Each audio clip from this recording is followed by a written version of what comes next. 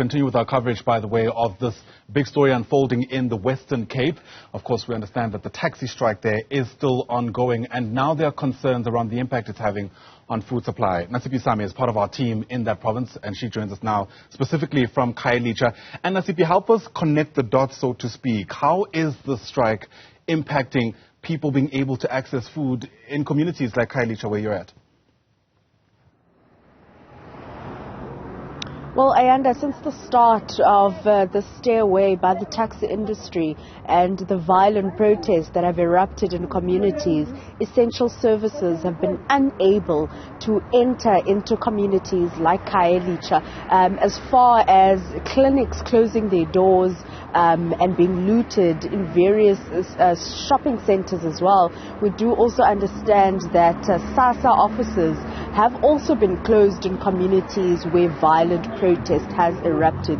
So essential services unable to enter into these communities and provide those basic services, including the trucks that enter into this community to supply food. But to talk to us more and paint a picture for us as to what exactly is happening inside the community behind us, which is Khayelitsha, I'm joined by Unditini Kido, the Khayelitsha Development Forum chairperson. So thank you so much for your time. But earlier on, we were speaking about the impact that the taxi stray away has had on communities. But paint a picture for us about what's happening in Khayelitsha in regards to food security. Good morning, Nasiphi, and good morning to Newzroom viewers.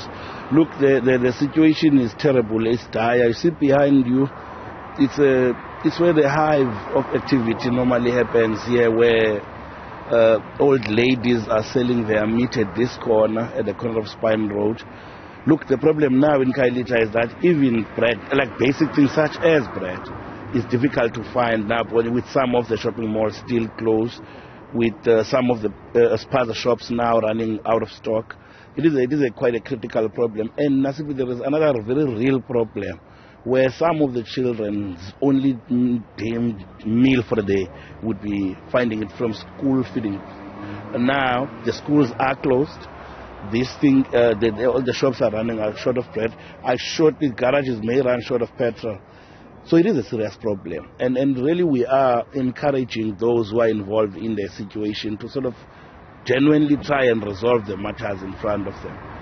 What we cannot, though, accept is a sampling with legislation by the city of Cape Town to the detriment of the people's lives in places such as Khayelitsha. We are calling on the mayor of Cape Town, in fact all citizens of Cape Town, to see the city of Cape Town for what it is, especially Alderman J.P. Smith, who seem to be running this city on behalf. The mayor is just a decoy. We now know that the provincial minister or MEC for transport, Ricardo Mackenzie, is just a decoy. Really, the real Zorro here is Mr. J.P. Smith. He runs this thing like a TV character. Like it is, the Minister of Transport has pronounced publicly that what affects Khayelitsha right now is actually based on wrong interpretation of legislation. Ditini, just yesterday there was supposed to be a Women's Day event held by the President. However, it was moved at the 11th hour to Pretoria. What kind of economic impact would a Women's Day celebration like that had on a community like Khayelitsha? It is really a pity, because about 20 or I think 20 to 30 local entrepreneurs would have benefited in the event, just in the organizing of the event. But more than just that, the women of Khayelitsha were robbed of an opportunity to raise their issues with the head of state, with the President of the Republic. It is a very sad look. Nasiphi, we all along as a KDF held a view that we live in two different Cape Towns. You see, as you speak to us now, as you see these mainly women walking towards the N2 spine, corner spine, somewhere at the waterfront, people are sitting and enjoying breakfast. Go to Twitter and see the other side of Cape Town saying, "Well done, J.P. Smith, and well done, the mayor." Come this side, you see real pain and real problem. You see kids going without food.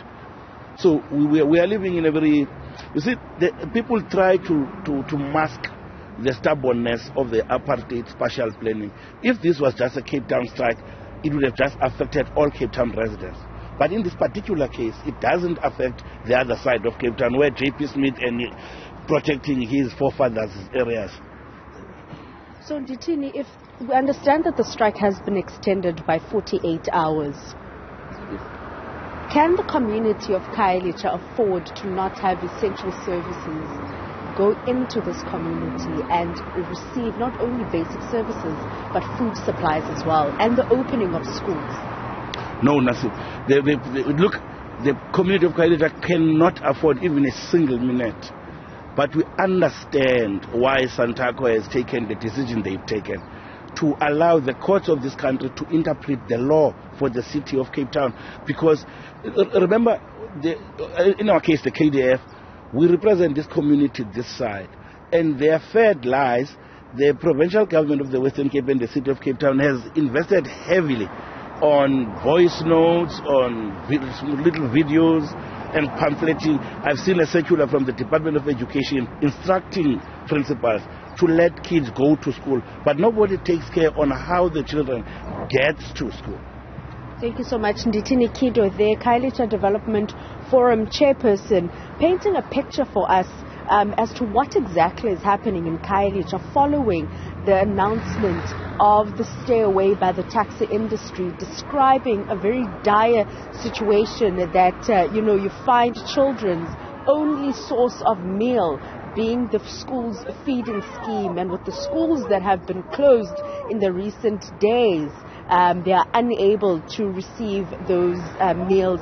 And as far as going and saying that essential services are also unable to enter into communities like Khayelitsha. Days ago, inside Sea Plaza, a shop there was not only torched, but the shopping center on its own was looted. And that is a plaza, or a center rather, that also provides jobs for the community of Khayelitsha. So it is quite concerning. And taking into account that the stay away has been extended, we're yet to see the impact that this stay away will have on not only communities like Khayelitsha, but the city as well, in terms of the economy of the city of Cape Town, including the Western Cape, as we do know that the stay away is a provincial one by Santaco. Nasiphi Same, such an important angle to this big story. Thanks very much indeed. Nasiphi's live to us there from Khayelitsha in the Western Cape.